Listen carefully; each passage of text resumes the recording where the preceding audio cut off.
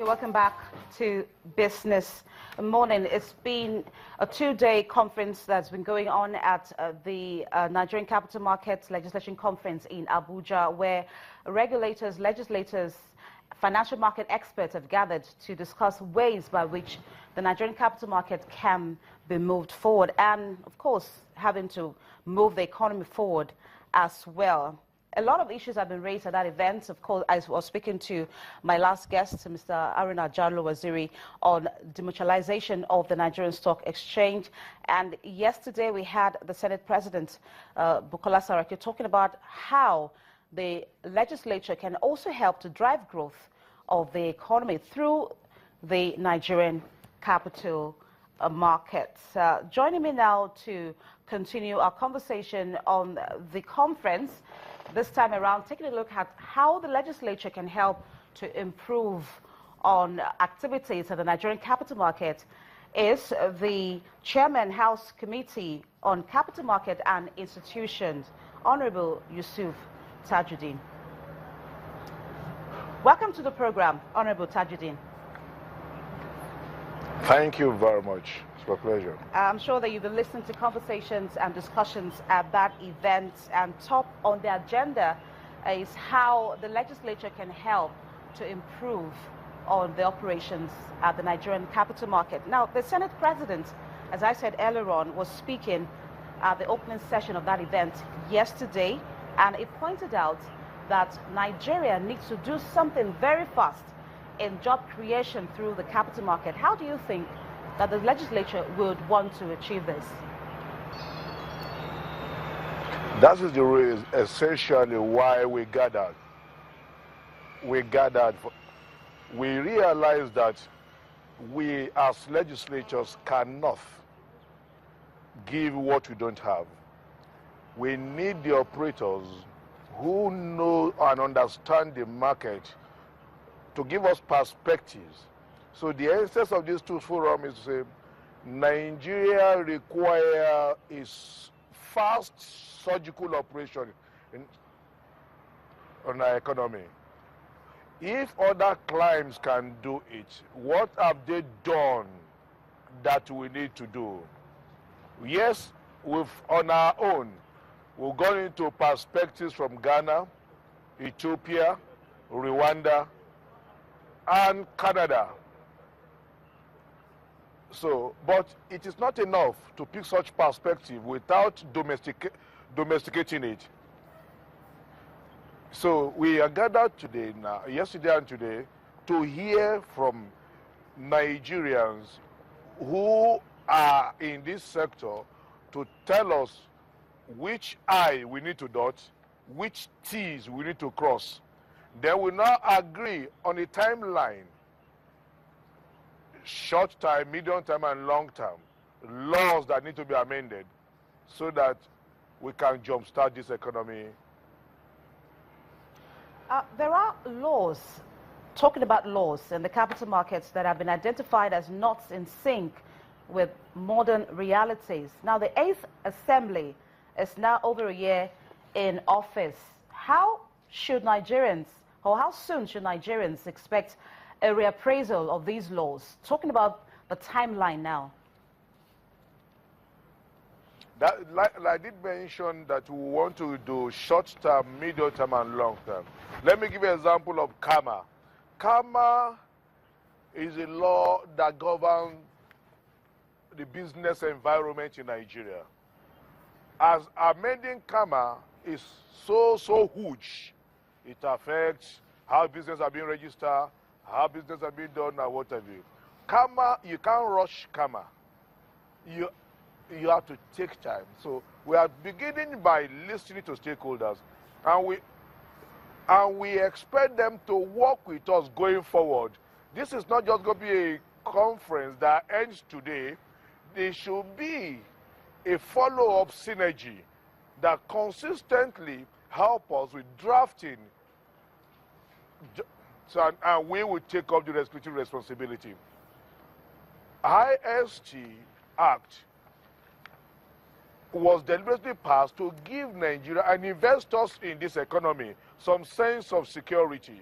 that when there are disputes, they can be resolved fast. But it's in conflict with the Constitution by the interpretation of some lawyers.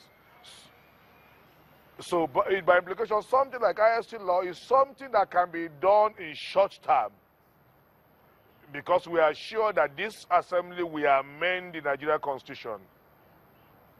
So it's ongoing already. Some are policy formulation.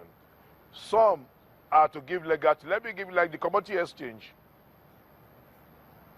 The exchange will be the only platform, veritable, that will give our agricultural sector the teeth it deserves.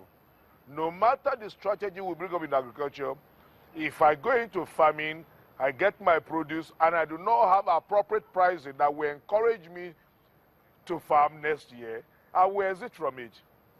So how possible is it that in Ghana, a cocoa farmer in Ghana gets an international competitive price, but in Nigeria, cocoa farmer is a price taker?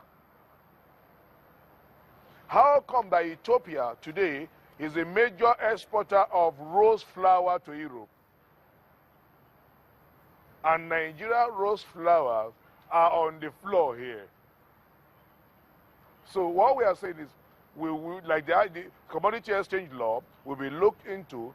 The policies that are required to make commodity exchange have teeth is the responsibility of the executive. So this conference is going to come out with, like I said, take home for legislator, take home for the practitioners. Okay, now the country's infrastructure is still far from where we all want it to be, and financing is key to achieving the provision of adequate infrastructure for economic growth. What role do you expect the National Assembly to play in improving infrastructure financing through the capital markets? Yesterday, a session was dedicated, the first session was dedicated specifically for how states can raise resources for infrastructural development. We come to realize that the Pension Act provided for like 15% of the pension fund to be invested in infrastructure. So far, we have never attained up to 3-4%. What are the challenges in the law? What are the impediments? That is what we want practitioners to give us. Yesterday, we were told that there are not enough products, because you don't just go to capital market and take money. You give justifications. Justification that will be transparent enough to convince those who, these fund managers, that you should give you the form. 2, have we thoroughly warehoused all our pension fund effectively for capital market access? No, not yet. So we agree that Canada example is a perfect example that we should look at. So we have asked operators to please help us with models on how to make a pensioner be assured that his pension will not go into voicemail. Because the fear is that the unfortunate scenario in Nigeria is that people are not comfortable with their fund going to government projects because of inconsistency, maladministration, corruption. So we don't want to put the pensioner into jeopardy. So we want to deliberately say, okay, what do we do? What do we amend in our law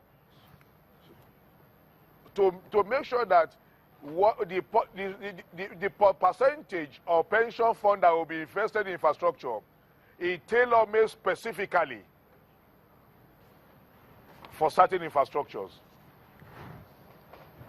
that are viable enough to repay those loans.